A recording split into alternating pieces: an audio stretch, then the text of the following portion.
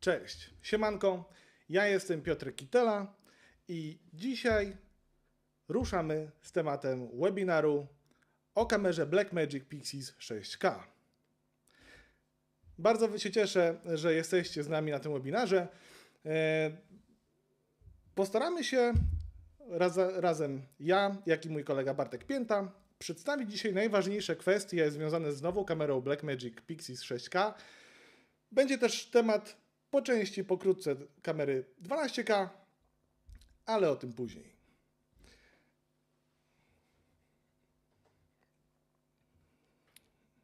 Bartku, bardzo proszę o przełączenie. Dobra, mamy. Co dzisiaj na Was czeka? Przedstawienie kamery i jej budowy. Przedstawimy pokrótce nową formę kamery od Blackmagic, z czym się ona wiąże, jakie daje korzyści. Następnie omówimy Blackmagic OS, czyli system kamer Blackmagic, który część z Was pewnie już zna, jeśli pracowaliście na kamerach Blackmagic. Jeśli nie, no to będziecie mieli okazję poznać, ale o tym też będzie na sam koniec naszego webinaru. Następnie omówiony zostanie Blackmagic RAW, czyli format nagrywania kamer Blackmagic. Będzie to omówienie formatu w kamerze oraz formatu w DaVinci Resolve, czyli jak później pracować z tym materiałem i jak najefektywniej go wykorzystywać. Pokażemy i omówimy zastosowania kamery Blackmagic Pixis 6K, różnice pomiędzy 6K a 12K, między tymi dwoma modelami. Zademonstrujemy różne sposoby budowania zestawu kamerowego, czyli jak łatwo i jak dobrze origować tą kamerę do swoich potrzeb, jakie obiektywy też wybrać, o tym opowiemy. No i produkcja wirtualna, automatyzacja studia i inne sposoby ułatwienia sobie pracy. O tym wszystkim opowie Wam dzisiaj Bartek. Na sam koniec czeka Was sekcja Q&A, czyli zadawanie pytań, gdzie Wy będziecie je zadawać, my będziemy na nie odpowiadać. Pamiętajcie o tym, że ten webinar jest taką luźną formą dzisiaj naszego spotkania, więc te pytania możecie kierować do nas w trakcie całego spotkania, w trakcie całego live'u, natomiast nie będziemy na nie odpowiadać w trakcie live'u, tylko zbierzemy wszystkie pytania, wybierzemy te najważniejsze albo po prostu wszystkie, które nam się uda omówić, na które nam się uda odpowiedzieć i na nie będziemy odpowiadać na sam koniec webinaru. Tutaj widzicie przykładowo kilka już wstępnych setów kamerowych, które zbudowaliśmy przez ostatnie tygodnie w naszej firmie, które wykorzystywaliśmy oraz które wynajmowali też nasi klienci. Ten zestaw chociażby, który jest zestawem na ramię, mamy dzisiaj tutaj przygotowany dla Was do pokazania. No i tak się prezentuje z obiektywami IRIX-a. Oj, coś przeskoczyło nam. Zatem zacznijmy od początku. Kamera Blackmagic Pixis 6K to kompaktowa, profesjonalna kamera filmowa w formacie pudełka, tak zwany box. Stworzona z myślą o uniwersalnym zastosowaniu, ponieważ ze względu na jej niewielki format i niewielką budowę, czyli 151 mm na 106 na 119 mm i wadze zaledwie 1,5 kg, możemy ją wykorzystywać w różnoraki sposób. Na ręku, w sensie na ramię, możemy ją zmontować na gimbala, możemy ją zmontować do ręki, handheld, tak jak tutaj, dzięki tej swojej niewielkiej wadze. Więc sposobów origowania i budowy tej kamery jest naprawdę dużo. Mamy mnóstwo opcji montażu dodatkowych akcesoriów, ale o tym też będziemy mówić w trakcie trwania tego live'a. Kamera dostępna jest z 3 bagnetami i jest to PL, L-mount oraz EF. To wszystko też będzie determinować, jak duża jest kamera, w sensie jak długa jest ta kamera, ponieważ wiadomo, że niektóre bagnety są troszkę dłuższe, ale nie jest to znaczna różnica. Omówmy sobie teraz to, co prezentuje się na każdej ze ścian kamery. I tak jak widzicie na slajdzie, który obecnie jest prezentowany, mamy tutaj front kamery. Oczywiście mamy sensor pełnoklatkowy, sensor 6K. Do tego mamy wejście i jak mogę na chwilę przełączyć na tą kamerę, Bardzo proszę. Tutaj mamy wejście USB-C do podpinania, do podpinania nie obiektywu, tylko do podpinania monitora Pixis, o którym też wspomnę za chwilkę przy okazji Blackmagic OS. No i tutaj mamy wejście mini XLR do podłączania mikrofonu zewnętrznego. Wróćmy już na slajd z prezentacji. Kolejna ścianka, czyli strona z ekranem. Mamy 4-calowy ekran bardzo dużej jasności, który jest umiejscowiony od boku kamery, jak widzicie. Dodatkowo mamy cały set przycisków funkcyjnych od wyboru ISO, white balance, czyli balansu bieli, mamy przewijanie, mamy rozpoczynanie nagrywania, mamy pokrętło od przysłony obiektywu. Dodatkowo mamy jeszcze 3 przyciski funkcyjne i one się mieszczą w tym miejscu. Mamy 3 przyciski funkcyjne, które możemy sobie dopasować zgodnie z tym, na ile pozwala nam Blackmagic OS, no ale ta możliwość ingerencji i kustomizacji jest dosyć spora. Przechodzimy teraz do kolejnego slajdu. I tutaj mamy tył kamery. Na tyle kamery mamy port BPU, czyli port na akumulatory z serii Sony, systemu Sony.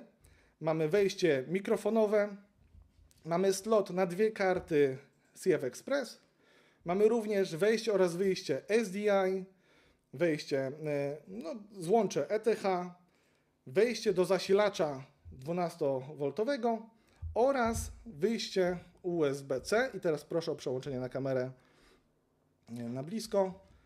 Mamy tutaj również wejście na dyski zewnętrzne. Te dyski zewnętrzne można w bardzo łatwy sposób zamontować przy kamerze, ale o tym też będzie za chwilkę. No i właśnie, ścianka boczna, czyli to miejsce, które pozwala nam na ingerencję trochę bardziej w budowę kamery, ponieważ te płytki, które mamy tutaj z boku, możemy wymieniać. Fabrycznie przychodzi, jakby od producenta dostajemy ją z klasyczną płaską płytką z 2 wejściami 1/4 cala i z gwintem 1/4 cala i 1 gwintem 3/8 cala. Natomiast bardzo łatwo możemy sobie to przekręcić i znów proszę o przełączenie na prezentację.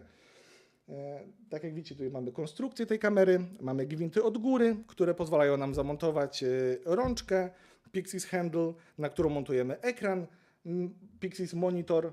No i to jest ta ścianka boczna, o której wspomniałem. Mamy możliwość zamiany tej płytki bocznej na płytki na przykład z Arri Rosette, do tego, żeby sobie zrobić tutaj uchwyt, żeby jeszcze lepiej i bardziej komfortowo pracować z tą kamerą w ręku.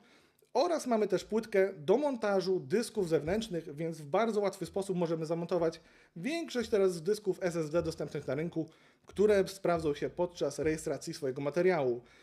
Nie musimy się już bawić z jakimiś rzepami, z klejeniem na taśmy dwustronne, z kręceniem gdzieś w gwinty uchwytów do dysków. Po prostu wkładamy dysk, łapiemy na te opaski widoczne na załączonym zdjęciu i gotowe. Przejdźmy zatem teraz do Blackmagic OS, czyli systemu operacyjnego kamery Blackmagic. I to jest kwestia dosyć szeroka, ponieważ jeśli pracowaliście na jakichkolwiek kamerach Blackmagic, to ten system już dobrze znacie. On w każdej kamerze Blackmagic jest praktycznie taki sam. Tutaj mamy trochę więcej funkcjonalności nowych, dodanych, dzięki czemu ten system wydaje się i jest faktycznie bardziej rozbudowany. Natomiast jeśli nie mieliście okazji kiedykolwiek pracować na kamerach Blackmagic, to polecam Wam pobrać aplikację Blackmagic Camera, dostępną na systemy iOS oraz Android. I ta aplikacja, oprócz tego, że uwolni pełen potencjał Waszego telefonu, a raczej Waszej kamery w telefonie, to dodatkowo poznacie wstępnie system, który jest również zaimplementowany w kamerach Blackmagic. Teraz załączymy sobie system, pokażę Wam pokrótce, na szybko, co tu możemy przeklikać, przez co możemy się przeklikać, ale Bartek już więcej Wam o tym powie. Bardzo proszę o przełączenie, dziękuję. Wchodząc przyciskiem menu do systemu, mam nadzieję, że dobrze to widać, w pierwszej kolejności wyświetlają nam się wszystkie parametry nagrywania, w sensie jakość, a raczej format, w jakim chcemy nagrywać nasze filmy z kamery. Przeklikując sobie przez pierwszy panel, których paneli widzicie tutaj aż 6 u góry, przeklikując sobie przez pierwszy panel, mamy do wyboru, no właśnie, formaty zapisywania, w sensie na jaką kartę zapisujemy, czy zapisujemy na dysk. Możemy tutaj formatować karty, formatować dyski. Więc to jest ten pierwszy panel. Kolejny panel, czyli mamy monitor i tutaj sobie ustawiamy, czy mamy wyjście na monitor Pixis, czy na monitor jakiś inny zewnętrzny, czy po SDI-u, czy po USB-C, czy ustawiamy też wartości oraz ustawienia wyświetlacza tego LCD wbudowanego w kamerę. Kolejno mamy zakładkę audio, klasyczne naprawdę ustawienia, ustawienia kamery, ustawienia też streamu, ale o tym znów powie Bartek więcej, presety oraz LUTs, czyli to, w jaki sposób kamera, ustawienia materiału, jaki chcemy uzyskać prosto z kamery. Ważną kwestią jest to, że oprócz tego, że system mamy widoczny na tym monitorze, to również podpinając monitor Blackmagic Pixis, ja sobie tutaj zdejmę na szybko Sunhood, mając monitor Blackmagic Pixis, czy widzimy teraz proszę o zbliżenie? Jest to monitor dotykowy, w którym również możemy zmieniać sobie ustawienia wchodząc w system, więc to wszystko, co mamy dostępne tutaj na boku kamery, jeśli sobie wyłączymy, tutaj mamy dalej podgląd, a tutaj mamy ustawienia. Więc wszystkie ustawienia możemy sobie zmieniać zarówno na tym monitorze, jak i monitorze podpinanym Blackmagic Pixis Monitor.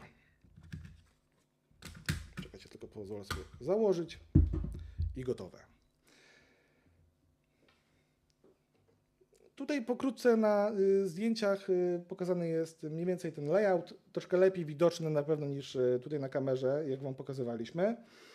No i ta kamera Blackmagic Camera, czyli aplikacja na telefony, o której Wam wspomniałem, również możecie sobie ją pobrać. Ona jest darmowa, sprawdzić, poznać ten system. Na pewno będzie Wam łatwiej później pobawić się tą kamerą. Z mojej strony na chwilę to wszystko.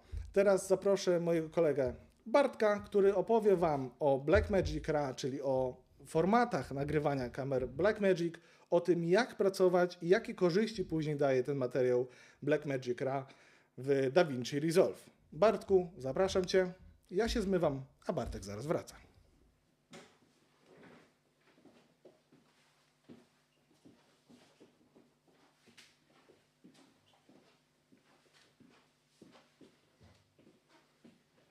Halo, halo, dzień dobry, cześć. Weszliśmy z podwójnym Stingerem, także jest pompa. Jeśli chodzi o możliwości nagrywania. Kamera nagrywa tylko i wyłącznie w Blackmagic B-RAWie, więc jeśli porównamy to sobie do porównamy sobie to do rodziny Pocket, to mamy już pierwszą różnicę. Nie mamy ProResa.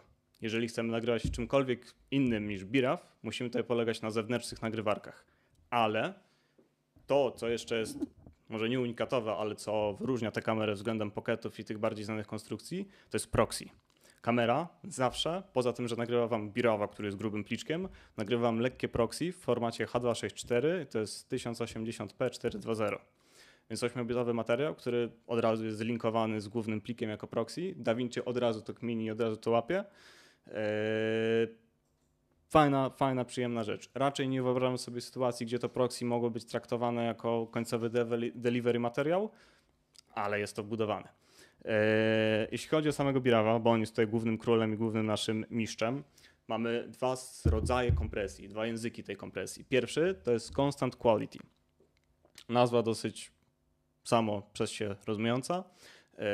Constant Quality gwarantuje nam, że obraz będzie przez cały czas nagrania tej samej jakości, ale sam bitrate jako matematyczna wartość może nam się zmienić. Może, na pewno będzie się zmieniać, bo na tym polega zmienny bitrate. W drugą stronę, constant bitrate warunkuje nam to, że bitrate, czyli ta matematyczna wartość danych, która jest przekazywana na każdy piksel, na każdą ramkę obrazu, zawsze będzie równa.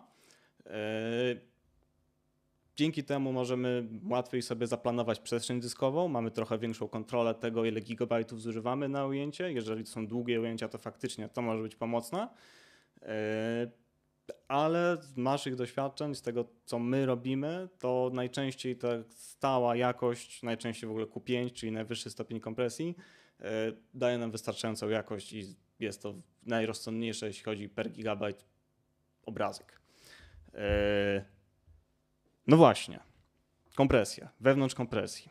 Poza tym, że mamy dwa języki kompresji, czyli constant quality i constant bitrate, wewnątrz każdej z tych okienek mamy do wyboru po 4 bodajże? Tak, 4 w constant quality stopnie kompresji.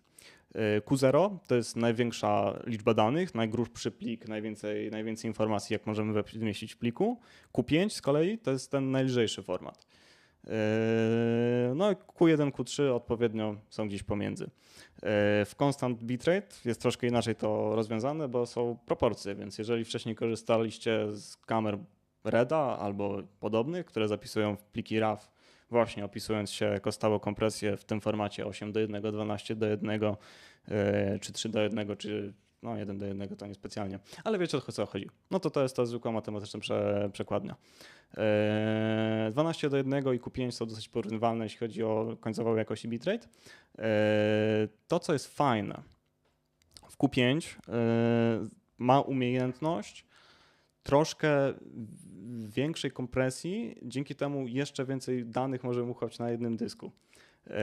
Jest to korzystne, bo koniec końców, jeżeli pracujecie już teraz na kamerach Blackmagica bądź macie już jakieś inne doświadczenia, no to te gigabajty lecą i tutaj nie ma co kłamać, że jest inaczej.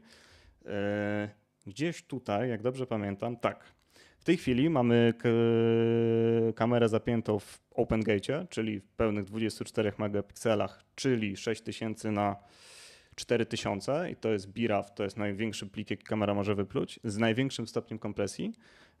Na karcie 512 giga mamy godzinę nagrania.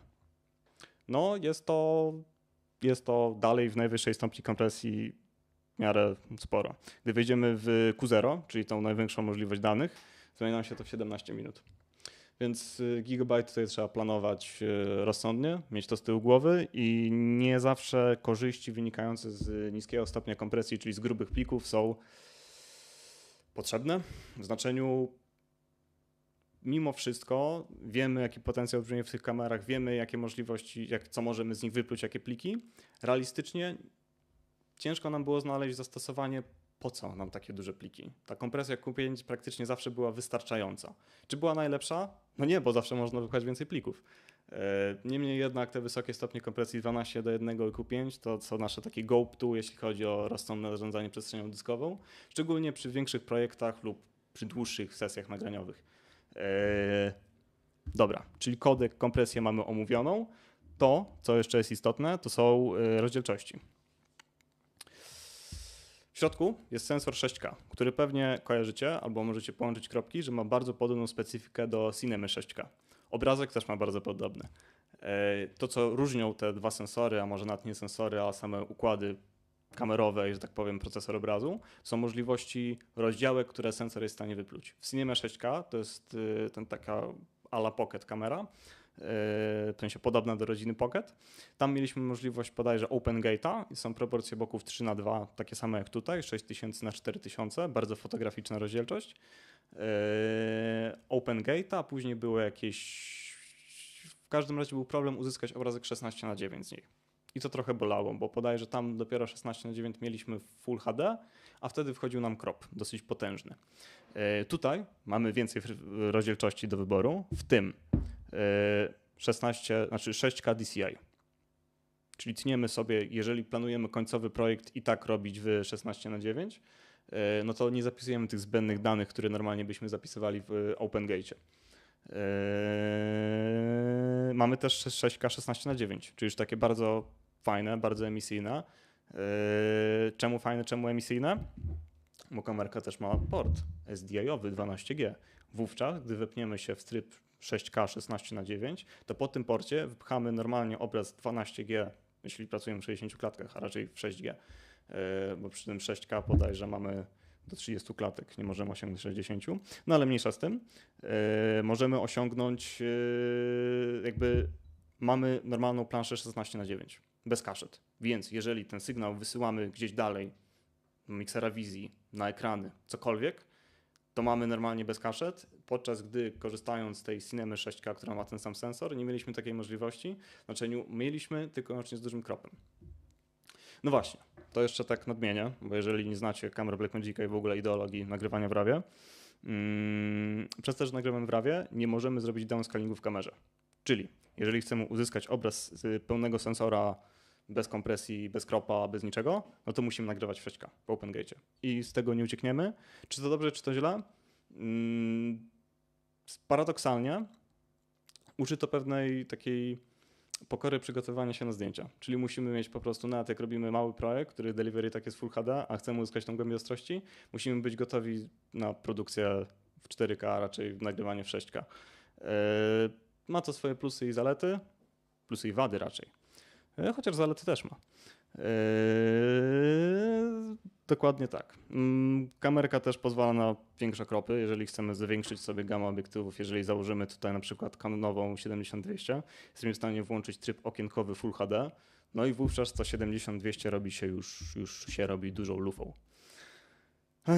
Także tak, jeśli chodzi o stopnie kompresji i rozdzielczości, mamy to względnie omówione. To, co jest jeszcze fajne, kamerka ma bardzo dużo trybów anamorficzno-kwadratowych. To znaczy mamy 6:5 w proporcjach boków i to jest prawie idealny kwadrat i to szczytuje całą wysokość matrycy, więc jak założymy tu jakiś large format anamorphic, no to tu jest jakiś potencjał, żeby uzyskać efekty fajne.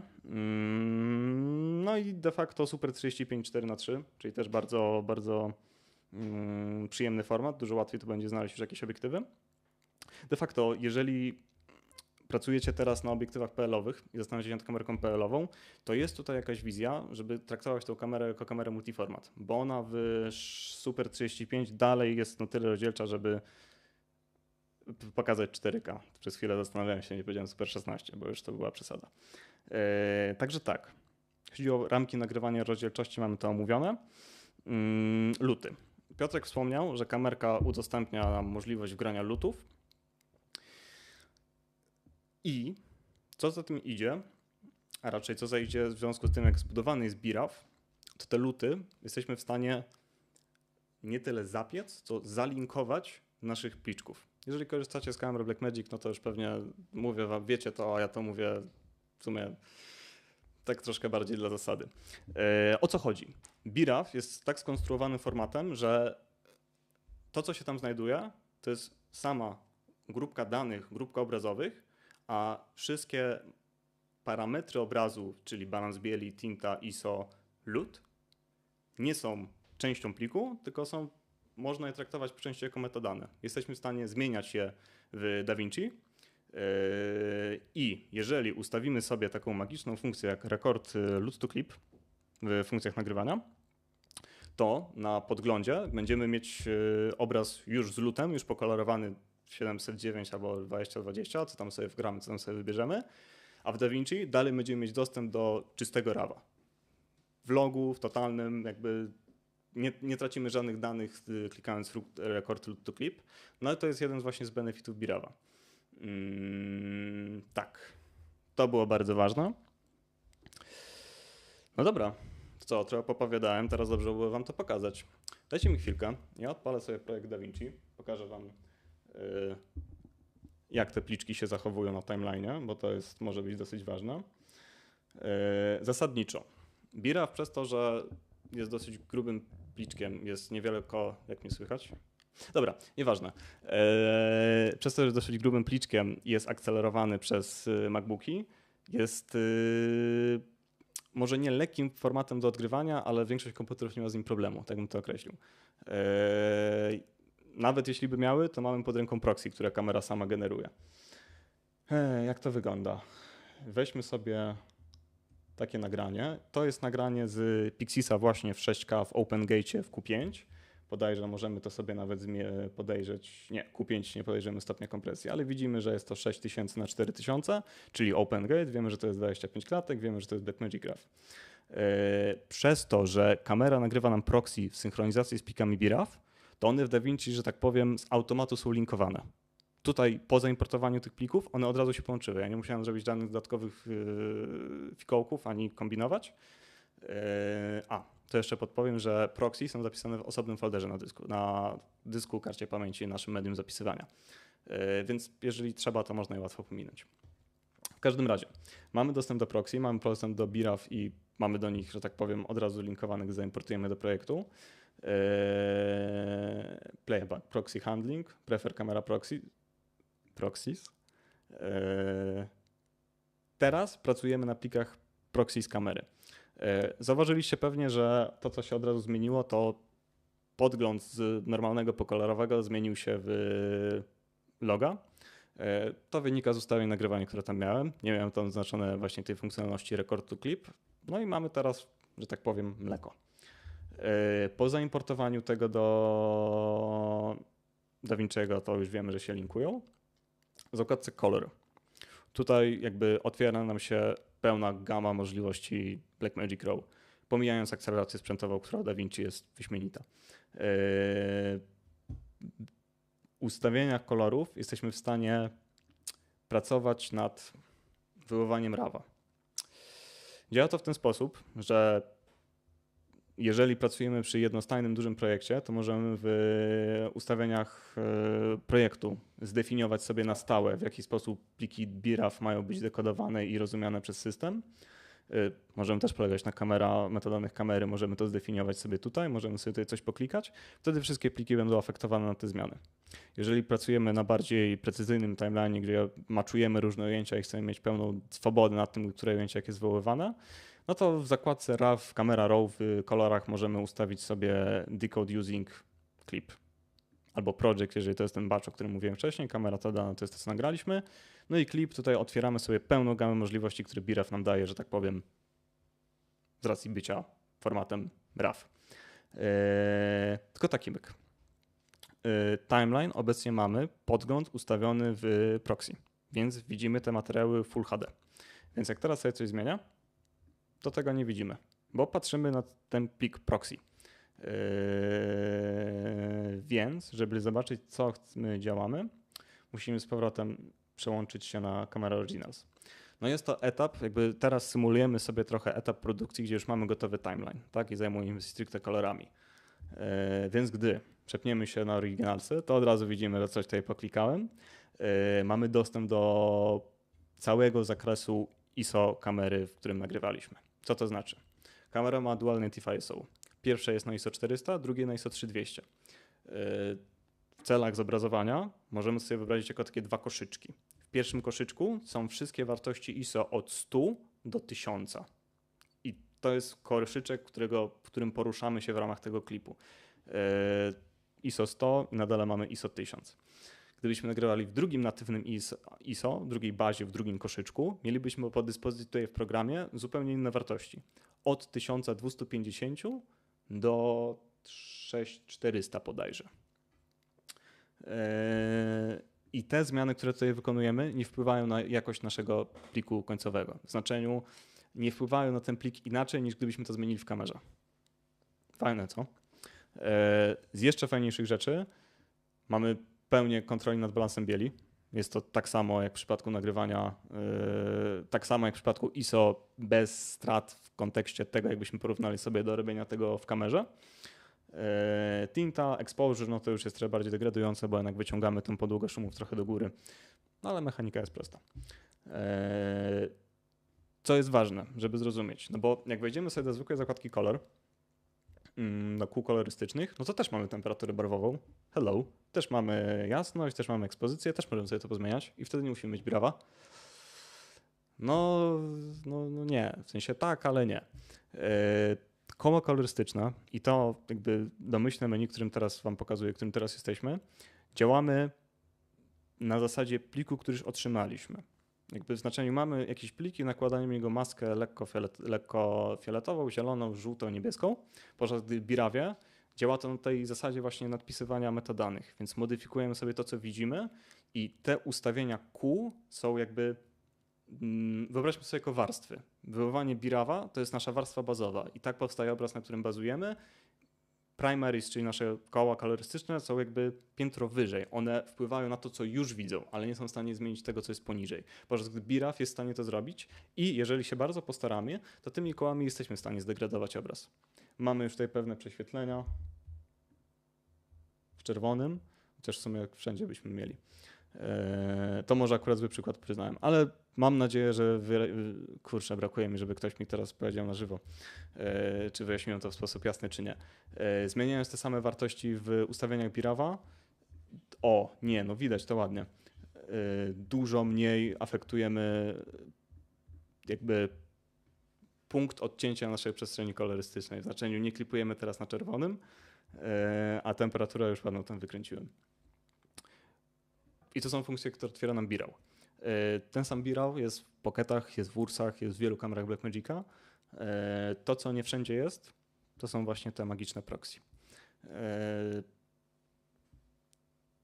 Te magiczne proxy. No, czemu są magiczne? O tym powiem trochę więcej, ale razem z DaVinci, razem z kamerką, wcześniej czy później możecie trafić na coś takiego, co się nazywa Blackmagic Cloud. To jest usługa chmurowa Blackmagica, która ma w sobie jedną, znaczy ogólnie jest funkcjonalna, ale to, co jest dla mnie najważniejsze i dla mnie najbardziej emocjonujące, to jest to, że z tej kamery bezpośrednio jesteśmy w stanie te pliki proxy wysyłać właśnie na chmurę. Bezpośrednio z kamery, bez przepinania do komputera, bez kombinowania. Wpinamy tutaj źródło internetu, czyli telefon po USB albo do skrętki i już mamy dostęp do plików z planu zdjęciowego na drugim końcu świata. Fajne, nie? No dobrze. Jeśli chodzi o DaVinci, to myślę, że powiedziałem to, co chciałem powiedzieć. Może to, co jeszcze nadmienię, to jak pewnie wiecie, DaVinci jest kooperowany, jakby jest w produkcji Blackmagica, tak samo jak kamerka. Zauważyliśmy, że to bardzo dobrze się trzyma, jeśli chodzi o narzędzie denoise. Kamerka na wyższym zakresie czułościowym, tym 1250+, no na okolicach 5000 potrafi troszkę szumić.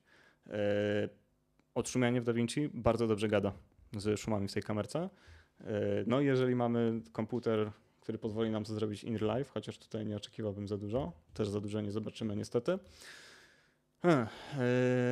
W każdym razie odszumianie w DaVinci bardzo dobrze gada z szumem z tej kamerki. Tak, to jeszcze chciałem nadmienić. Jeżeli chcemy pracować w HDR-ze, co też może być ważnym punktem, to normalnie nagrywając w BRAWie, przez to, że pracujemy na zasadach metadanych i przez to, że nie embedujemy sobie tego luta, czyli tak jak teraz sobie odkliknę, widzimy z powrotem obraz logowy, to umieszczamy pliczek w gammy i color space Blackmagica. To jest bodajże Gen 5, jeśli chodzi o color space.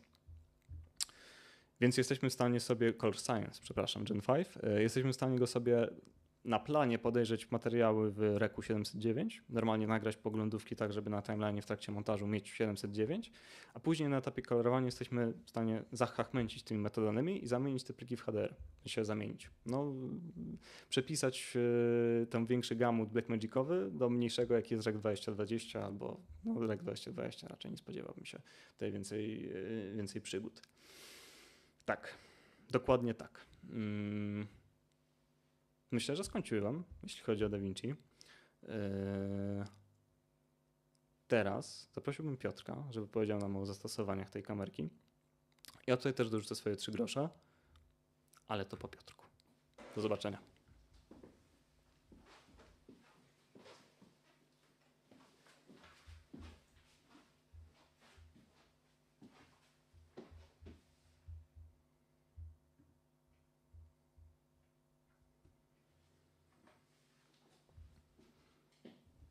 Jesteśmy? Super. Cześć ponownie.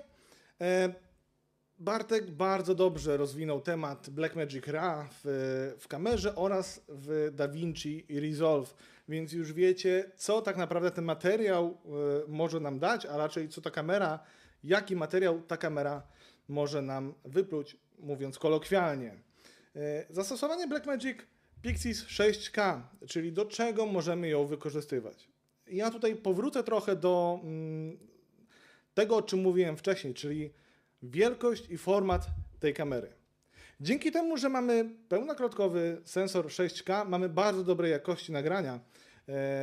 Dodatkowo ten format kamery ułatwia nam rigowanie jej i dostosowywanie do różnych form pracy.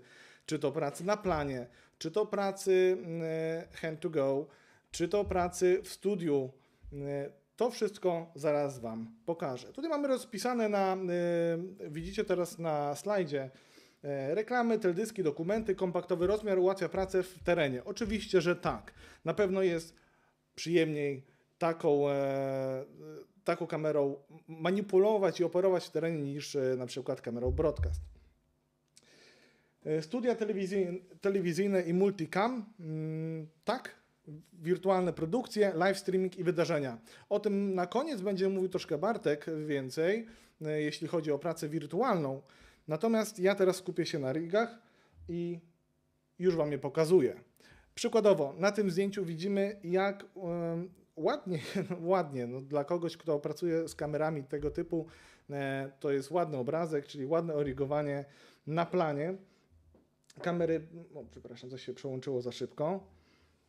Tutaj mamy kamerę na statyw oraz kamerę na rękę. No właśnie, to co widzicie, to jest nowość, którą Blackmagic jakiś czas temu wypuścił do tych kamer, czyli możliwość dołożenia takiego uchwytu handheld oraz zmiany tej płytki od boku, o której mówiłem, zmiany tej płytki na to, aby kamera była tak zwanym handycamem.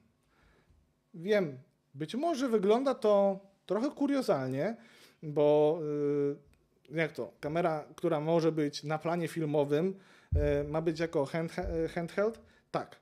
Blackmagic takie coś udostępnił, takie coś umożliwia, a ze względu na to, że ta kamera waży tylko 1,5 kg, przypominam Wam, kamera goła, bez obiektywu, bez baterii, bez handla, bez monitora, waży tylko 1,5 kg, więc w takiej konfiguracji, którą widzicie teraz na slajdzie, będzie łatwa do pracy. No i teraz możliwości rigowania. Przygotowaliśmy dla Was tutaj dwa zestawy tych kamer, które nam się zostały po naszych testach. Tutaj mamy kamerę z Blackmagic Pixis Handle oraz Blackmagic Pixis Monitor. Kamera w bardzo małym formacie, bardzo wygodna, z niewielkim obiektywem Canona 50 mm, więc malutka kamera. Bardzo fajna do pracy w terenie. Myślę, że dla osób, które tworzą treści na social media, treści, które chcą, aby były najwyższej jakości, to takie coś się sprawdzi dodatkowo. Ja wiem, nie powinno się tego robić, ale wyobraźcie sobie teraz tak. Kamerę mamy w takiej pozycji, nagrywamy w poziomie. Wystarczy ją przestawić. Mamy ekran od tej strony, czyli mamy ekran od góry. Możemy nagrywać pełną klatką obraz pionowy. Coś, co obecnie jest bardzo popularne. Bardzo wiele firm, które tworzą social marketing, czy w ogóle kampanie marketingowe dla innych, tworzą treści pionowe. Coś kiedyś było nie do pomyślenia. Teraz możemy to robić tą kamerką w taki sposób. Bardzo proste rozwiązanie, bardzo przyjemne i wygodne. Drugi set, który mamy, to jest set naramienny. Pozwólcie tylko, że przekręcę sobie uchwyt gripa do pozycji takiej. Nie mamy tutaj zamontowanego wizjera niestety, ale jest również ekran Pixis Monitor i w takiej konfiguracji kamera jest, słuchajcie, pracowałem z Bartkiem już na niejednej realizacji, gdzie mieliśmy ogromne kamery na ramieniu i ta kamera w takim zestawie, która jest nawet z poduszką naramienną, dalej jest z tym Pixis Handle, jest bardzo lekka i wygodna do pracy i do operowania. Więc to są przykłady dwa najprostsze, jakie można origować.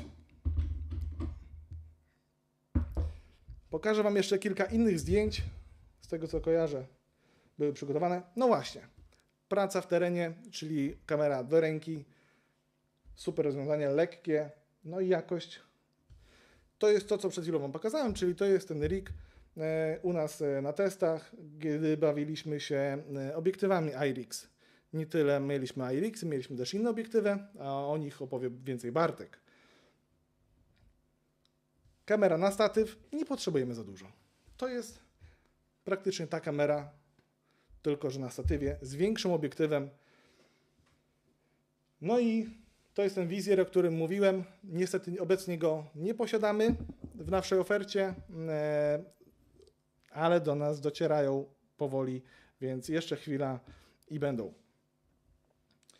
No i dobra, jeśli chodzi o rigowanie, no widzicie, tutaj nie ma żadnych nie wiadomo jak skomplikowanych kwestii.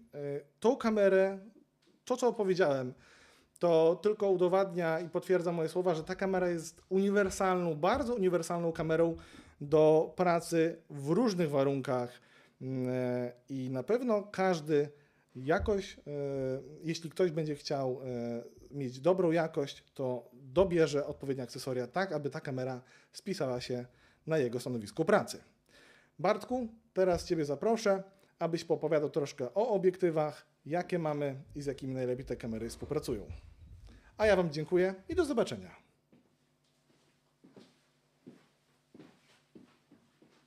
Dzień dobry, cześć, to znowu ja. Jeśli chodzi o obiektywy, to gdy pierwsze Pixisy zaczęły nas schodzić i my zaczęliśmy sobie jakoś je ubierać, jakieś bateryjki, jakieś obiektywy, zauważyliśmy pewną zależność. Otóż kamerka jest niewielka i przy doborze obiektywów jesteśmy w stanie całkowicie, może nie całkowicie, ale jeżeli chcemy wykorzystać potencjał, że tak powiem, lekkości, jeżeli jest to zrozumiałe, jeżeli chcemy wykorzystać ten potencjał, jak mały zestaw możemy zrobić, jesteśmy bardzo ograniczeni przez obiektywy. W znaczeniu, bardzo łatwo na tą kamerę jest założyć po prostu duży obiektyw i stracić punkt balansu. Tutaj mamy założoną IRIX 45, który już jest trochę większym obiektywem. Balansowaliśmy to większą baterią BPU. Kombinowaliśmy. Zakładamy też tutaj czasami V-Locki, czyli baterie takie standardowo telewizyjne. Wówczas zasilamy kamerę po złączu LiMo dwupinowym z tyłu. Ona wychodzi z kabelkiem DTAP, a małą baterykę BPU trzymamy dalej w sankach jako takie mini UPS przy wymianie hot swap baterii. Może to jest lepsze określenie, hot swap płatka. No i wtedy faktycznie zaczyna to mieć, że tak powiem, więcej balansu. Ale matryca też ma swoje wymagania, jeśli chodzi o obiektywy. Jeżeli zajmowaliście się wcześniej fotografią albo macie doświadczenie z fotografią, no to mniej więcej macie jakieś oczekiwania, ile można wycisnąć z matrycy 24 megapiksele. Wracam ciągle do tej rozdzielczości, do tego rozmiaru, no bo matryce 24 megapikselowe w takich proporcjach boków z taką rozdziałką, no to jest właśnie domena aparatów cyfrowych. W kamerach raczej jest to niewiele z konstrukcji, przynajmniej niewiele dostępnych ogólnie konstrukcji Vox Populi. Ma swoje wymagania, ta rozdzielczość i ten rozmiar. Nie są one, może nie potraktowałbym ich jako specjalnie wygórowanych, nie mówimy tutaj o sensorze Super 3512K, no ale jeżeli chcemy wykorzystać potencjał, który tam drzemie, musimy tutaj się uzbroić w szkła, które mają tą zdolność rozdzielczą, żeby pokryć ten sensor. iRIXy bardzo fajnie się sprawdzają, tylko że nawet jeżeli zdejmiemy sobie ten zestaw monitorowy, załączymy taką rączkę monitor na górze, no to dalej jakby 3/4, może nie 3/4, ale to właśnie chciałem pokazać. O tym właśnie mówiłem. Nawet w takim zestawie mówimy o sytuacji, gdzie kamera de facto dalej jest przeważana do przodu i tak jak widzicie tutaj na zdjęciu, górna rączka jest rozwinięta do przodu. To jest jakaś nasza próba redukcji tego punktu balansu. Tak. I na drodze szukania czegoś, co by nam fajnie grało w zestawie, pozwalało zachować kompaktowość tego zestawu, Nisi Athena. To są kompaktowe obiektywy. Mamy je gdzieś tutaj? Mamy je gdzieś tutaj. Kompaktowe obiektywy na PL, więc na natywny bagnet kamery, nie konkretnie tej sztuki, ale ogólnie SPX i WF-ie, znaczy w PLC. I odpowiadając na komentarz, nie mamy autofokusa na PLC. Ale mamy te kompaktowe obiektywy i one stanowią bardzo zgrabną parę, jeśli chodzi o połączenie z tą kamerką.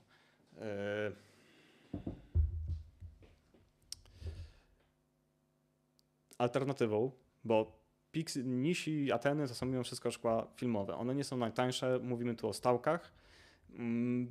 No jest to do pewnego stopnia optymalne, ale bardzo ciekawą opcją jest wyposażenie się w kamerkę w L-mouncie, czyli tą która wyszła jako pierwsza, i bawienie się w adaptery. Normalnie, no to nie jest to dobry kierunek. W znaczeniu tym, że no stawiamy na mniejszy bagnet, zazwyczaj stawiamy większą presję, wykorzystując większe obiektywu, gdy korzystamy z adapterów magnetowych. Przy Pixisie i L-mouncie jest tutaj pewien konsensus, mianowicie z takim rozmiarem body chcemy dążyć do miniaturyzacji też obiektywu, żeby ułatwić sobie pracę, żeby nie dźwigać takiego ciężkiego zestawu, tylko mieć po prostu pod jedną rączką, pod paluszkiem mały zestawik. Dobieramy pod to obiektywy i wówczas te adaptery aż tak nie bolą. W znaczeniu przy lekkim obiektywie adapter z lekką kamerą, z lekkim adapterem jeszcze najlepiej, no to mimo wszystko jest w jakimś stopniu akceptowalne i nawet w moim doświadczeniu komfortowe. Adaptowaliśmy też Nisi, które są na PLC właśnie na L-mount. Widzicie to tak w rogu kadru właśnie adapter też Nisiego. No to fajnie gra i to jest fajne rozwiązanie.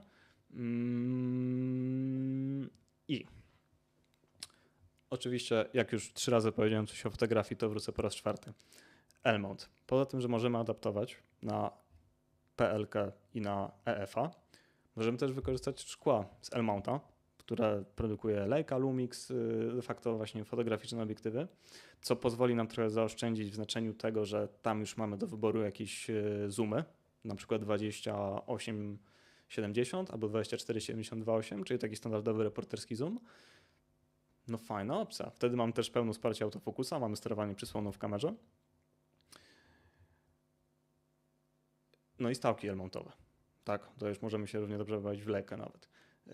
Więc opcje są, szczególnie, że te szkła fotograficzne, mimo to, że mają faktycznie gorszy housing i gorszy, nie są stalowe zazwyczaj i że pierścień ostrości nie jest tak skalibrowany i nie jest tak precyzyjny jak przy obiektywach filmowych, mogą być wyjściem dla wielu użytkowników w znaczeniu tym, że mamy zooma, który jest uniwersalny. Jeśli jest wysokiej klasy, to naprawdę może nam pomóc w produkcjach, szczególnie jeżeli robimy jakieś reportaże, jakieś social media, takie rzeczy bardziej powtarzalnej produkcji i nie zawsze, albo szybkiej produkcji, gdzie mam czasu zmienić po prostu obiektywów w secie.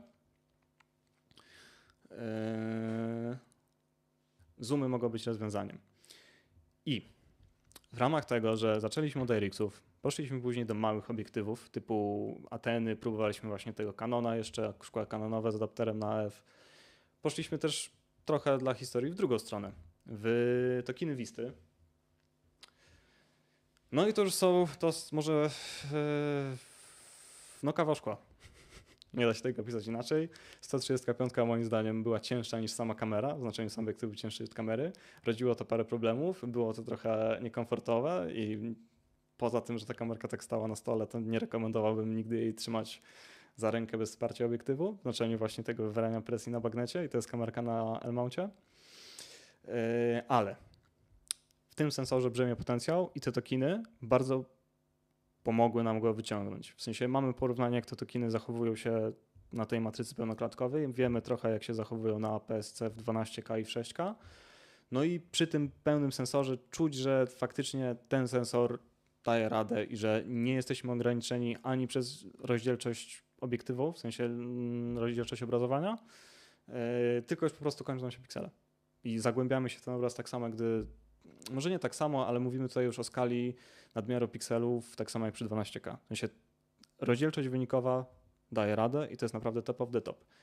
Niemniej jednak przy takich większych obiektywach ten proporcja wagi zmusza nas do rigowania, czyli sanki takie jak tutaj, wypychamy trochę naprzód, balansujemy na łyżwie, lens support i z małej kamerki robi nam się duża kamerka. Co kto lubi? Ja osobiście zawsze byłem typem lekkiego strzelca, czyli Ronin, kamerka, mały obiektyw, alleluja. Najlepiej jeszcze bez V-locka, bo to ciężkie, a te BPU są... Lepiej mieć 2 BPU i wymieniać, mieć lżej na ręku niż dużego V-locka. Ale jeśli chodzi o matrycę, ona daje nam potencjał, żeby korzystać właśnie z tych wysokobudżetowych, wielkorozmiarowych szkieł, no i mieć tą rozdziałkę, mieć te wyniki, które byśmy chcieli mieć. I tu też brzemie pewien potencjał. Bo gdy mamy już taką dużą kamerkę zrobioną z mojej kamerki, w sensie gdy sobie to rigujemy, no to najpewniej będzie to pracować na statywie. Jeżeli to będzie pracować na statywie w stałej zabudowie, to tu jest potencjał. Tak samo jak Piotrek przewidział, że będę powiedział coś o produkcji wirtualnej, automatyzacji i możliwości tego portu skrętkowego, to tam jest się trochę dzieje. Ale trudno, wracamy do obiektywów. IRIX-y, mieliśmy cały set. Wcześniej nagrania, które pokazałem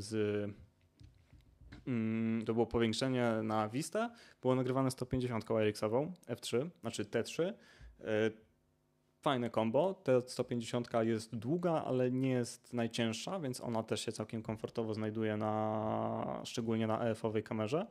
Szczególnie na EF-owej, bo ten EF mount, który jest dostępny w Pixisie, jest lokowany. To nie jest taki zwykły mount. Jeżeli chcemy zdjąć obiektyw, to podobnie jak w PL mouncie, musimy najpierw uszami go odkręcić, a później standardowo dopiero klikaczem. W znaczeniu, że jak mamy zablokowany obiektyw, tak jak teraz, mam nadzieję, że to widać na kamerce, króca, fuks tak średnio. Może jak obrócę? Nie, niespecjalnie. No, w każdym razie obiektyw jest zabezpieczony teraz przed wyjęciem. Mamy go zaciśniętego, klikam przycisk zwalniania i kręcę, on ani drgnie. To jest bardzo stabilny bagnet. W momencie, w którym odbezpieczymy go w stylu PL mounta, dopiero możemy go uwolnić. Fajna rzecz, zazwyczaj była dostępna głównie w adapterach bagnetowych. W kamerze Blackmagica to jest pierwsza taka implementacja takiego bagnetu, no nie licząc Cine 12K, na stałe wbudowanego. Moc. To jest fajne i sprawia to na tyle dużo zaufania, że myślę spokojnie 70-200, czy jakieś teleobiektywy 300, no 300 to może F4, ale te 2.8 to już z lens supportem. Jest tutaj potencjał, jeśli chodzi o bagnety. Powiedziałem też, że tak dużo o tych bagnetach razem z Piotrkiem, a jest jedna trochę dla stałych użytkowników Blackmagica trochę nietypowa rzecz. Mianowicie przy Ursach mieliśmy wymienne bagnety. Na Ursie Mini Pro mogliśmy założyć obiektywy EF-owe, PL-ki, B4, Nikona F-mounta. Tutaj natomiast te obiektywy, jakby te bagnety możemy wybrać przy zakupie, ale nie jesteśmy w stanie ich później przekręcać. W sensie nie jest to możliwość udostępniona przez producenta. Jak bardzo będziemy chcieli, to na pewno ktoś to zrobi, ktoś się przekręci, ale basicowo te bagnety, które są budowane w kamerę, nie podlegają zmianom przez użytkownika. Czyli nie możemy sobie kupić L-mounta, a później zdecydować się na dokupienie IF, no i sobie go przekręcić. W ten sposób to nie zadziała nam. Niestety. 11 IRIX-owa to jest też obiektyw fajny, efekciarski. W sensie 11 mm na pełnej klatce, gdzie z tą kamerą możemy nagrać tą pełną klatkę na tych 11 mm. Bardzo fajna rzecz, ciekawa, polecam. W ramach może bardziej przygody niż faktycznego wykorzystania. W sensie no, jest już totalna szerokość i z tego nie uciekniemy. Ale jest to opcja. Teraz widzicie na slajdach tą kamerkę, którą mam teraz pod sobą. Z dokładnie tą samą baterią, z dokładnie tym samym rigiem. Rig, no właśnie, bo w zasadzie co my tutaj patrzymy? Nie, dziękuję. Piotrek mi wodę podawał. O co chodzi? Poza Pixisem, to co teraz widzicie na zbliżeniu, jakbyśmy mogli zobaczyć w Ursie, poprosiłbym. Patrząc od boku, no to kupując kamerę dostajemy samo body. Bez baterii, z zasilaczem sieciowym, z bagnetem bez rączki i bez monitora. To co my patrzymy teraz, to idąc od dołu mamy baseplate monrigowy.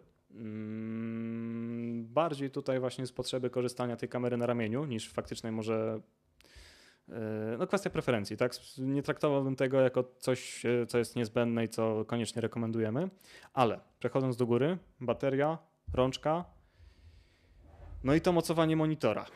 Monitor jest dostępny w 3 jakby wersjach, w sensie możemy go kupić w 3 zestawach.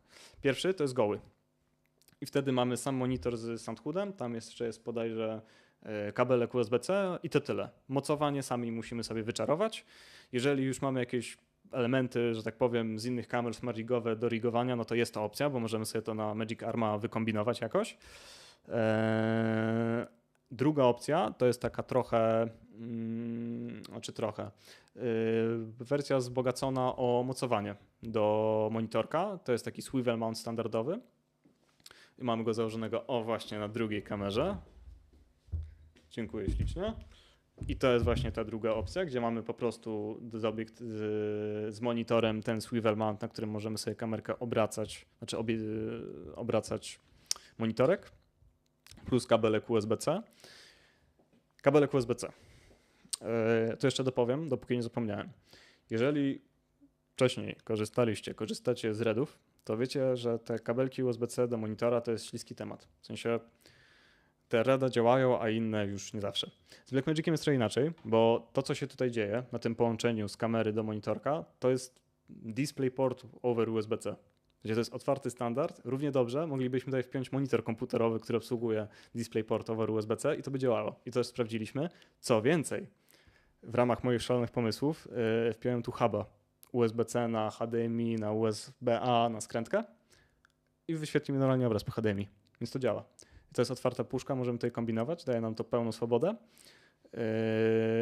I o tym wspomniałem, żeby o tym nie zapomnieć. Wspaniały plan.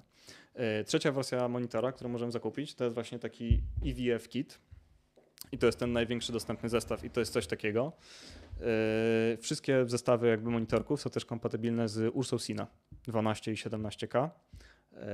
No ale to już troszkę inna półka cenowa, jeśli chodzi o kamery i fajnie, że jest to kompatybilne. Mamy tą samą jakość, więc myślę, że można to traktować jako plus. No, wracając. EVF kit jest montowany na top handle. Top handle Blackmagicowy, więc jeżeli chcecie wykorzystać jakieś swoje większe w stylu na przykład Hollywood bodajże, gdzie mówimy o tej przedłużanej rączce z zacięciem na tył, to musicie być przygotowani na to, że możecie mieć problem z zamocowaniem tej konstrukcji IVF-owej na waszym top handlu. Oczywiście wszystko się da, jak się bardzo chce, tylko trzeba to wymyślić, a najlepiej jeszcze przymierzyć domyślnie przed zakupem, a nie po. Tak. Ta konstrukcja IVF-owa, ona jest uniwersalna i jakby naprzemiennie używana z tym okularem IVF-em, który był wcześniej pokazywany przez Piotrka na slajdach. Jeśli chodzi o sam mechanizm, właśnie te metalowe rurki, ten mechanizm mocowania to jest kompatybilne. Gdybyśmy mieli na wymiankę właśnie IVF, w sensie okular, to po prostu wysuwamy sobie tutaj z łyżwy, która jest przerażająco podobna do NATO Rail, ale mi się nie zgrała z NATO Rail. Wysuwamy sobie monitor i tutaj normalnie na zatrzask, może nie na zatrzask, ale na szynę wchodzi IVF. W sensie ten okular. Tak. Tak się to prezentuje.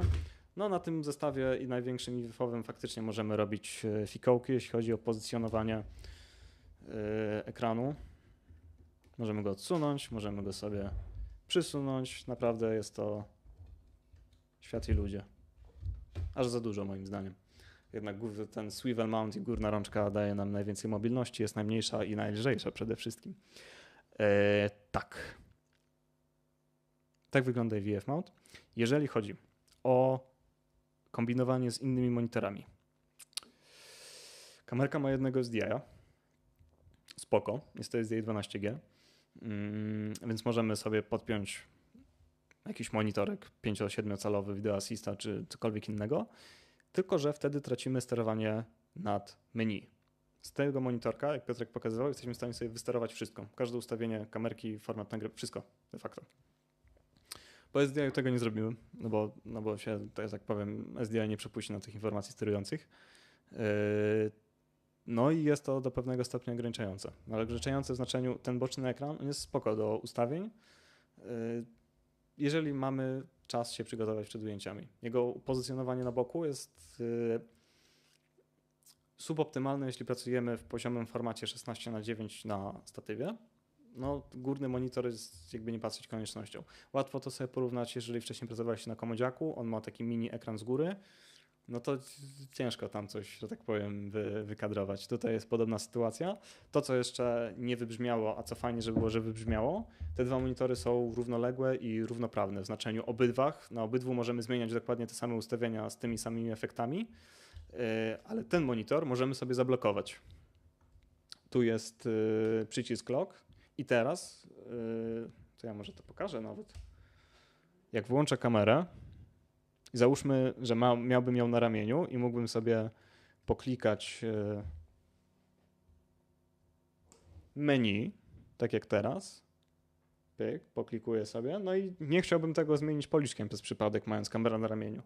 Blokujemy sobie wówczas przyciskiem lock, no i teraz touch na ekranie jakby został wyłączony. Nie jesteśmy w stanie nic zmienić, podczas gdy ten monitor kamerowy na górze w znaczeniu EVF działa. I zazwyczaj mamy go przed twarzą w takiej sytuacji, gdy mamy kamerę na ramieniu, więc możemy spokojnie zmienić wszystkie ustawienia z niego, jeśli jest taka potrzeba. No bo trzymajmy kciuki, żeby jak coś jest ustawione, to żeby nie trzeba tego zmieniać. Dokładnie tak. Co my tu jeszcze mamy, jeśli chodzi o obiektywy? Baterie i dyski. Jeżeli korzystaliście jeszcze z kamer z Blackmagica, no to po raz kolejny mówię wam coś, co już pewnie wiecie, ale są pewne rzeczy, których nigdy nie trzeba, których nie można powiedzieć za dużo. Wspierane media. Blackmagic daje listę rekomendowanych nośników, to jest tylko część z nich, to są tylko bodajże karty CFastowe, znaczy CF Express, jeszcze możemy nagrywać na dyskach USB-C, ale kamera pozwoli nam zapisać materiał na dowolnym innym nośniku spoza tej listy. I on będzie działał, jeżeli to jest wysokiej klasy nośnik, przez najprawdopodobniej 75% czasu pracy kamery. Te 25% czasu sprawia najwięcej bólu, żalu, smutku i negatywnych emocji. Więc tabelki w ogóle są tak skonstruowane, że macie je rozpisane do RAWa 5:1 w 36 fps. No więc na zdrowy chłopski rozum, jeżeli chcemy pisać w czymś mniejszym, no to możemy sobie pozwolić na tańsze nośniki o trochę mniejszym throughpucie, które pozwolą nam teoretycznie to zapisać. No i tutaj wchodzi ta zasada 75%. Przez 75% czasu tak, pozwolę wam to zrobić. A przez te 25% będziecie pluć sobie w brodę. Z mediami nie ma żartów i tu trzeba patrzeć w tabelki i zapewnić sobie ten komfort życia i pracy, że nasze nagrania jakby nie przerwą, take się nie przerwie w połowie ujęcia. Tak w ogóle to okłamałem. To są dyski SSD. Tabelka dysków, nie CFastów, CF Expressów. No właśnie, z tymi dyskami to jest tak, że jeżeli chcemy sobie odchudzić kamerę jak najbardziej, no to faktycznie CF Express wchodzi nam w body, jest, że tak powiem, najlżejszą, najprostszą sposobem do zarzucania kamerze jakichś mediów. Ale nie najtańszą, szczególnie jeżeli będziemy wchodzić do dużych pojemności. Tak jak widzieliście, kamerka potrafi być łakoma, jeśli chodzi o format nagrywania i ilość plików, które wypluwa, więc bardzo kuszącą opcją jest, jeżeli pracujecie w bardziej stacjonarnych zestawach w znaczeniu, już pokazuję, no tutaj niestety światło, jest widoczne, jest dobrze.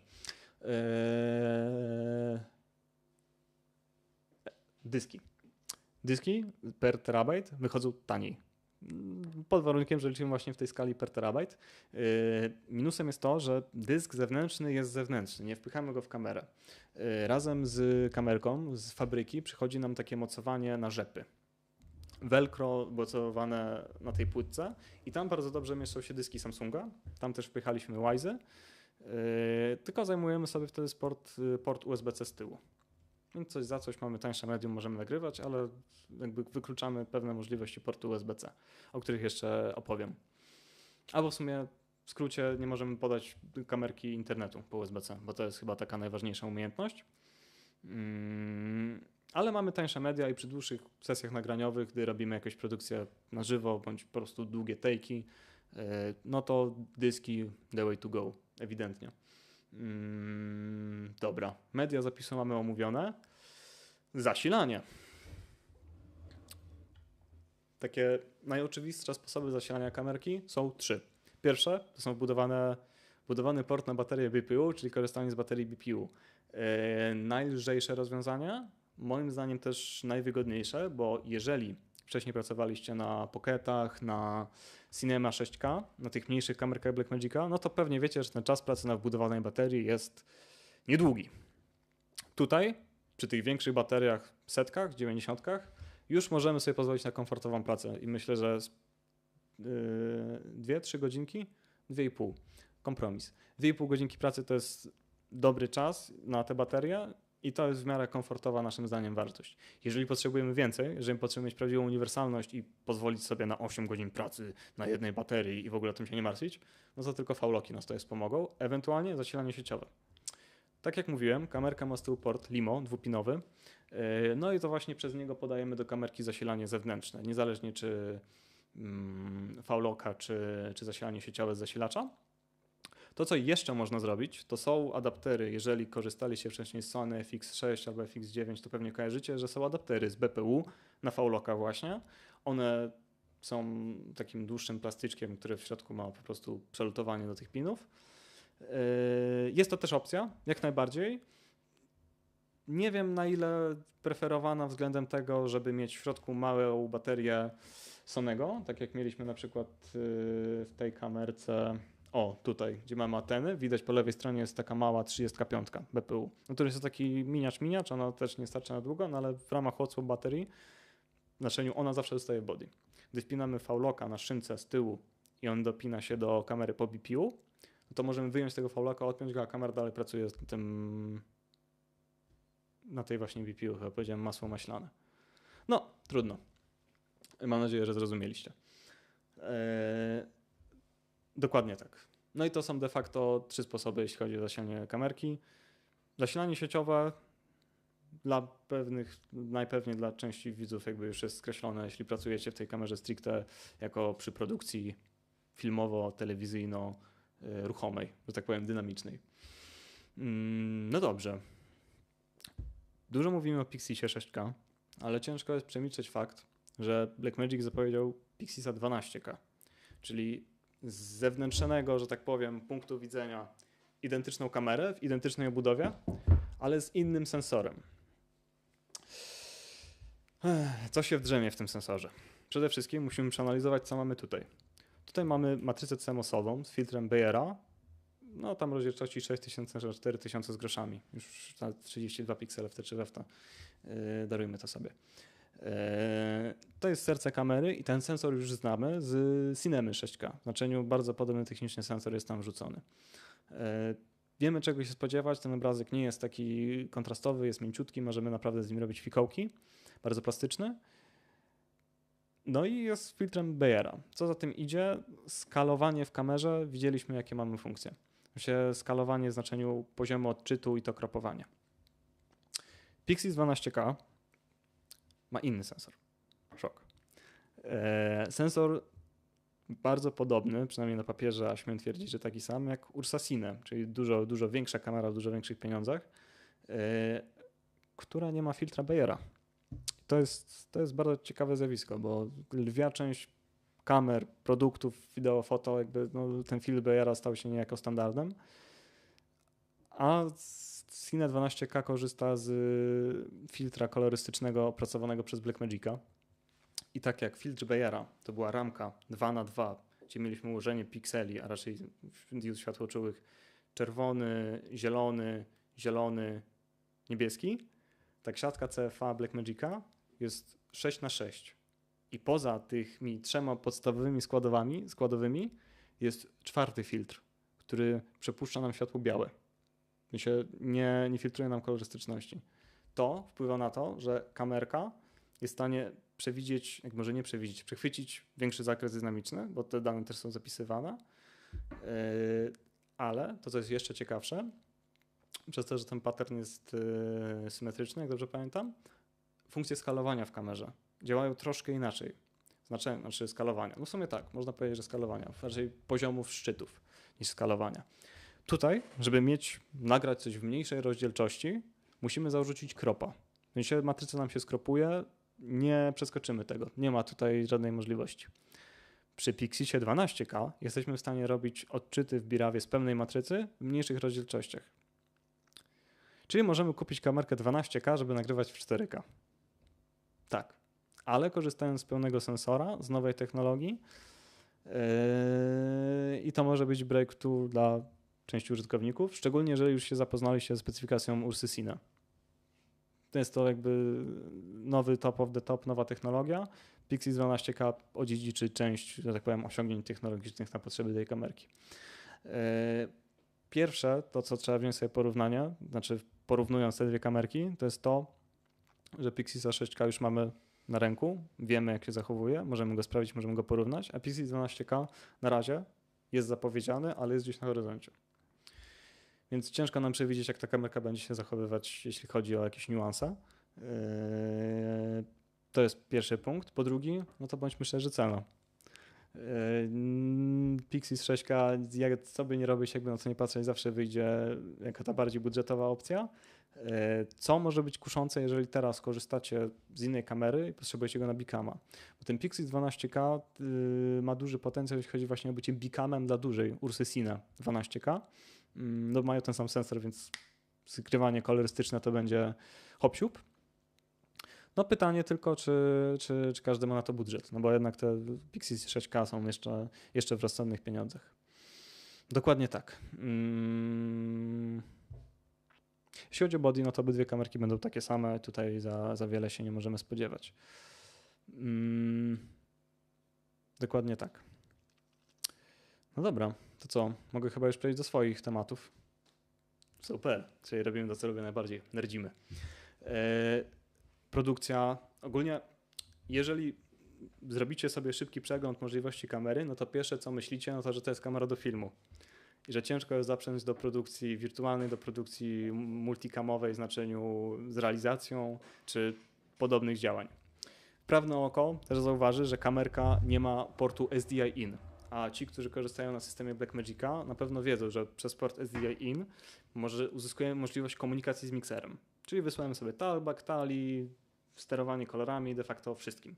Tutaj ten port SDI in jest zastąpiony portem BNC, timecode i ref in.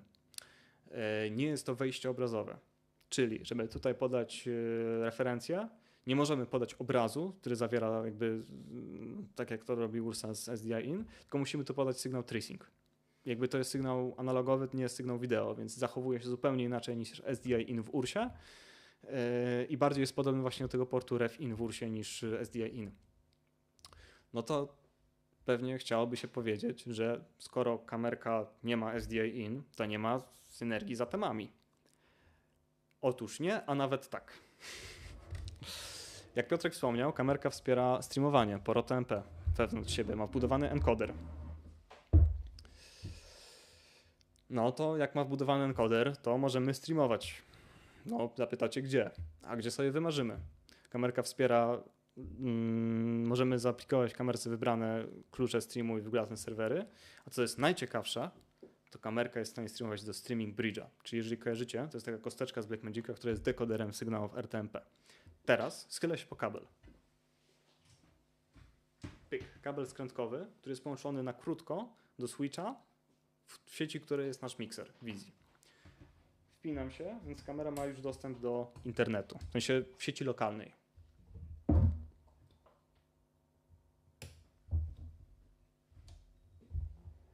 W drugą stronę. Przełącznik. Dobra, teraz jestem w stanie, tutaj na podglądzie wyklikam sobie w zakładce Setup. Tak to zrobię.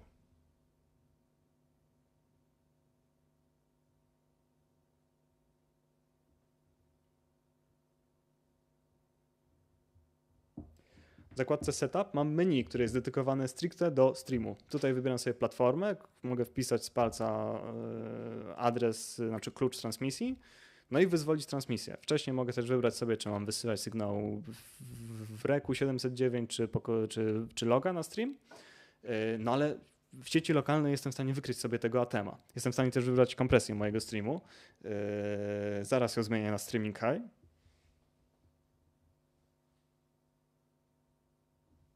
No i pyk.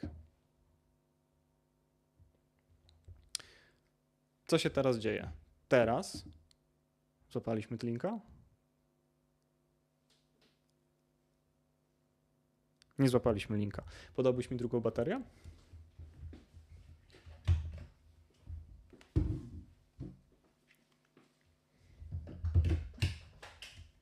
Na swoje usprawiedliwienie kamerki chodziły na prądzie zanim zaczęliśmy stream, więc to nie jest tak, że no nie wyłączyliśmy ich.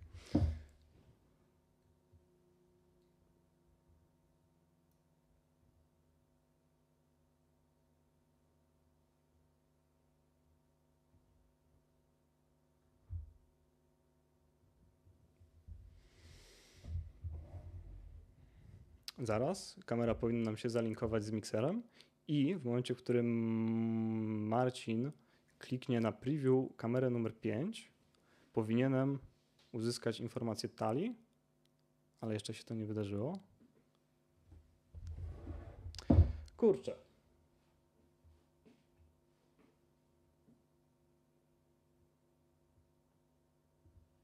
A przypisało mi w ogóle jakiś brzydki adres IP. Tak to jest, kiedy na testach działa, a chce się coś zrobić na żywo. W każdym razie, po tym kabelku jesteśmy w stanie wysłać z kamery stream do miksera wizji, a z miksera wizji po streamie ROTMP w sygnale zwrotnym otrzymać informację sterującą do kamery. Czyli możemy zmienić sobie kontrast, możemy sobie zmienić zdalnie ISO, możemy sobie zrobić podgląd preview and tally, w sensie nie jesteśmy w stanie wysłać sygnału z obrazem obok, ale mamy sygnał tali, więc mamy de facto sterowanie nad kamerą w stylu właśnie SDI i URSY. Poza tym, że po streamie ROTMP nie otrzymamy timecode'u i referencji, więc tutaj bazujemy i tak na tym złączu analogowym z sygnałami timecodowymi, ale jest to jakieś do obejścia. Co jeszcze możemy zrobić po tej skrętce, to jest udostępnić przestrzeń dyskową kamery po sieci jako serwer SMB, czyli możemy sobie wyobrazić taką bardzo zawiłą instalację, gdzie mamy studio w jednej części budynku i studio w jednej części budynku, a realizatorkę w drugiej części budynku i obiekty są połączone ze sobą tylko jedną skrętką 1G. Wówczas wszystkie kamery ze studia jesteśmy w stanie na podgląd wysłać sobie do miksera, sterować zdalnie z tymi kamerami, a nawet zdalnie wyzwolić nagrywanie w tych kamerach, bo razem z tym sygnałem sterującym z miksera idzie właśnie komenda włącz nagrywanie. Jesteśmy w stanie połączyć ten system de facto po sieci 1G standardowej, która już najpewniej jest zaszyta w większości budynków. Fajna rzecz.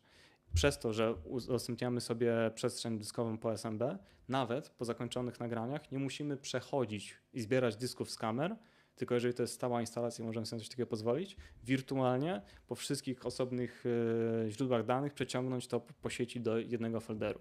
Jak będziemy to robić po sieci 10G, to już w ogóle będzie marzenie. To jest fajne, to budzi pewne możliwości, poza tym studiem, które jest takim oczywistym wydarzeniem. To po sieci możemy udostępniać nie tylko obraz live oraz pliki BIRAW, które są nagrane na SMB, a tak jak wspomniałem wcześniej, te proxy. Możemy je wgrać nie tylko do sieci w ramach sieci lokalnej, a też wychodzić na świat z nimi, w sensie do chmury cloudowej. Z wychodzeniem na świat i to w tym, co zrobiliśmy teraz, musimy wziąć jeszcze jedną rzecz pod uwagę. Ta rączka, ten zestaw ING Kit, którym pokazywał wam Piotrek, był zaprojektowany, mam takie wrażenie przynajmniej, właśnie z myślą o tym zastosowaniu, żeby Pixisa traktować jako opcję na kamerę, która pracuje w produkcji telewizyjnej jako kamera zdalna. Mamy budowany encoder, mamy rocker, mamy wszystkie funkcjonalności prostych kamerek camcorderowych i możemy ten sygnał praktycznie z kamery wysłać do realizatorki, do studia w Warszawie po sieci. Oczywiście musimy skonfigurować odpowiednią sieć odbiorczą, ale to da się zrobić i to działa. Więc paradoksalnie kamerka może znaleźć swoje zastosowanie w produkcji telewizyjnej. Choć nie jest to takie oczywiste.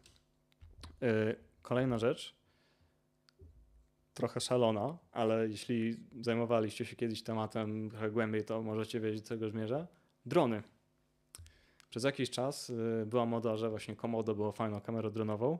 Tutaj też jest na to potencjał. Między innymi przez to streamowanie ROTMP możemy sobie zrobić kamerki budowany podgląd trochę opóźniony, więc to nie jest do końca bezpieczne do sterowania dronem, ale do kadrowania i kontrolowania, że tak powiem, przebiegu kamery jak najbardziej.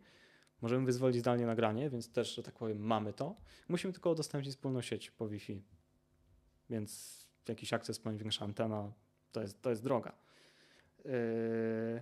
Oprócz dronów, produkcja wirtualna. Kamerka ma sensor pełnoklatkowy i możemy z niej wyjść po SDI-u w kaszecie 16:9, w przeciwieństwie do Cinema 6K. Co nam to daje? Możemy, jeśli pracujemy na green screenie, ewentualnie na diodzie, chociaż jest to już bardziej skomplikowany temat, przy wykorzystaniu tej większej płaszczyzny obrazowania, tej większej matrycy, rozmyć sobie tło, by pozbyć się mory w tyle i na przodzie, jeśli ktoś jest ubrany w garnitur, taki ciasny galanci. No i kamerka umożliwi nam na większą kontrolę właśnie nad morę i nad głębią ostrości z względu tego, że mamy pełną klatkę, pełną matrycę. Tak, to jest chyba lwia część tego, co chciałem powiedzieć. Także, jeśli chodzi o use case'y. Pierwszy, który omówiliśmy, kamera zdalna w produkcji telewizyjnej. Możemy przyjąć sygnał nadawany przez tą kamerę dowolnym dekoderem, a raczej Atemem Streaming Bridge'em lub którymś z rodziny Atem. To mamy pyk. Drugie rozwiązanie, drony. Kamerka jest kompaktowa i z jakimś obiektywem małym, najlepiej takim jak Nishi, albo jeszcze jest Laowa 12 mm. Ona też wejdzie tutaj na L-mount. Też fajna opcja, bo mam bardzo totalnie szerokość. IRIX może już być za ciężki na drona, ale te drogi. No i mamy możliwość sterowania. Przez Limo możemy też zasilić baterię, znaczy zasilić kamerę zwykłym zasilaniem 12V. Dokładnie tak, przez chwilę chciałem powiedzieć 16. To w produkcji wirtualnej pełna klatka, możliwość rozmycia, no i walka z morą, która jest tutaj najważniejsza. Kamera też przyjmuje referencje, więc to też może być kluczowe, jeżeli pracujecie w technologiach z Ghost Frame'em albo po prostu z diodą, chociaż tutaj problemem może być brak globalnej migawki, no ale to wchodzenie już w niuanse. Cóż jeszcze rzec? No, oprócz produkcji filmowej oczywiście. Reportażowo też ma tutaj potencjał za sprawą udostępniania plików proxy. Możemy te pliki, o których wspomniałem, udostępnić po sieci i materiał może być zmontowany w momencie, w którym operator wraca z pola z surowkami. W znaczeniu, że operator wraca, my tylko podłączamy dysk z kamery, linkujemy na nowo pliki, a w zasadzie same się linkują, bo DaVinci kuma, że to źródło z tej samej kamery i ten sam timecode i mamy gotowy materiał praktycznie instant. Więc przy szybkiej produkcji to może być plus. Dobrze, teraz proponuję zrobić taki myk. Zaprosiłbym Piotrka, on wam opowie jeszcze co nieco, a ja w tym czasie spróbuję zmusić tę kamerkę do współpracy. Zaraz wracam.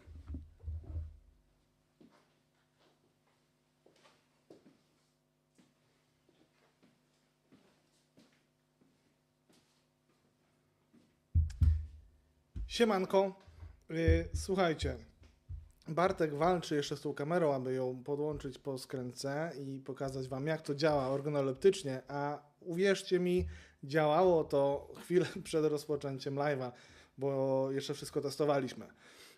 Ja mając chwilę jeszcze na prezentację siebie przed kamerą, poproszę was teraz o zadawanie pytań, ponieważ powoli zbliżamy się już ku końcowi tego webinaru, tego live'a, więc fajnie, gdybyście teraz pozadawali kilka pytań. Widziałem, że już kilka pytań jest, natomiast jeśli uda wam się teraz jeszcze dodatkowe pytania nam zadać, to będziemy bardzo szczęśliwi. My je zaraz przygotujemy, gdy Bartek już uruchomi kamerę i mam nadzieję, że połączy się i uda nam się połączyć z mikserem, to po tej sekcji połączenia i po tej sekcji pracy po skrętce zaczynamy sekcję Q&A, a na koniec jeszcze informacja dla osób, które chcą przetestować tą kamerę we własnych rączkach.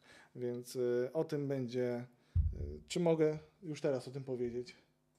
Teraz już mogę o tym powiedzieć. No dobrze, to nie czekajmy w takim razie. Kochani, już 30 lipca będzie Open Day z tymi kamerami, gdzie będziecie mogli przyjść do nas do firmy, najprawdopodobniej do nas do firmy i dotknąć tych kamer, pobawić się nimi, ponagrywać sobie nimi surówki, swoje materiały, więc możecie zabrać i karty CF Express i możecie wziąć ze sobą też dyski USB-C, przetestować chociażby, czy ten dysk, który nie jest na liście Blackmagica, zadziała z tymi kamerami, więc możecie przyjść do nas, przetestować. Padło też jedno pytanie, czy można przetestować przed zakupem i tak dalej. Słuchajcie, tak jak na początku webinaru było pokazane, my jesteśmy nie tylko sklepem, ale jesteśmy też rentalem, wypożyczalnią, więc zawsze, jeśli planujecie zakup jakiegokolwiek sprzętu, który jest w naszej ofercie, sprzętu Blackmagica, to napiszcie do nas, przyjdźcie, wypożyczcie w ramach testów i przetestujcie przed zakupem dany sprzęt. Udostępniamy to już od lat, taka jest nasza polityka, zawsze staramy się, abyście mogli te sprzęty przetestować, no bo jednak nie ukrywajmy, bardzo często jest to dosyć duży wydatek i fajnie byłoby mieć pewność, że dane rozwiązanie u was zadziała bezproblemowo. Więc konkludując, 30 lipca widzimy się. Jeśli jesteście zainteresowani takim spotkaniem, piszcie do nas na maila biuro@cyfrowarepublika.pl. Wszystkie szczegóły będą podawane już mailowo. Będziemy też wrzucać na nasze social media. Również będziemy wrzucać na naszego YouTube'a, więc zachęcam Was do subskrybowania naszego kanału, jeśli jeszcze tego nie robicie, oraz obserwowania naszych social mediów, chociażby na Instagramie Cyfrowa Republika. Tam nas znajdziecie i tam są zawsze najświeższe informacje, jeśli chodzi o jakiekolwiek wydarzenia, które organizujemy. Bartku, jak sytuacja u Ciebie? Zaproszę Ciebie. Zostawiam Was z Bartkiem. Mam nadzieję, że mu to zadziałało. Jeśli nie, to przechodzimy za chwilę do sekcji Q&A. Do zobaczenia. Drodzy Państwo, nie wierzą Państwo. Włącz i wyłącz, zadziałało. Mamy teraz na kamerce sygnał preview. Widzimy to. Gdyby Marcin wrzucił mnie na wizję, czego proszę nie robić, bo celuję teraz na nasze zaplecze. W każdym razie widzimy, że mamy lampkę preview. A raczej mieliśmy, gdybyśmy z powrotem wrzucili tą kamerkę na preview. Pyk, mamy to. Gdyby Marcin jeszcze był w stanie, albo dobra, oszczędźmy sobie. W każdym razie widzimy, że mamy preview, jesteśmy w stanie tym analogicznie sterować kolorami. Czyli gdyby teraz Marcin chciał rozjaśnić moją kamerkę za pomocą gaina, ma nad tym pełną kontrolę. Może zmienić balans bieli zdalnie, jest w stanie wyzwolić nagrywanie zdalnie. Gdybym miał jakieś media w tej kamerze, bo akurat są w tej drugiej. To jest to. I to jest ta funkcjonalność, która umożliwia nam pracę z obecnym systemem Blackmagica, z atemami, z mikserami, z encoderami, z dekoderami, z czym sobie wymarzymy. I de facto kamerka, która na pierwszy rzut oka wygląda jak konstrukcja przeznaczona głównie do pracy filmem, ma swoje miejsce w produkcji telewizyjnej, live'owej, tego typu wydarzeniach, tego typu produkcjach. Tylko trzeba mieć na to pomysł i wiedzieć, jak to zrobić. My już kilka problemów mieliśmy, kilka udało nam się rozwiązać, więc jakbyście kiedyś kombinowali swój zestaw i swój workflow, to jesteśmy w stanie pomóc. No dobra, tym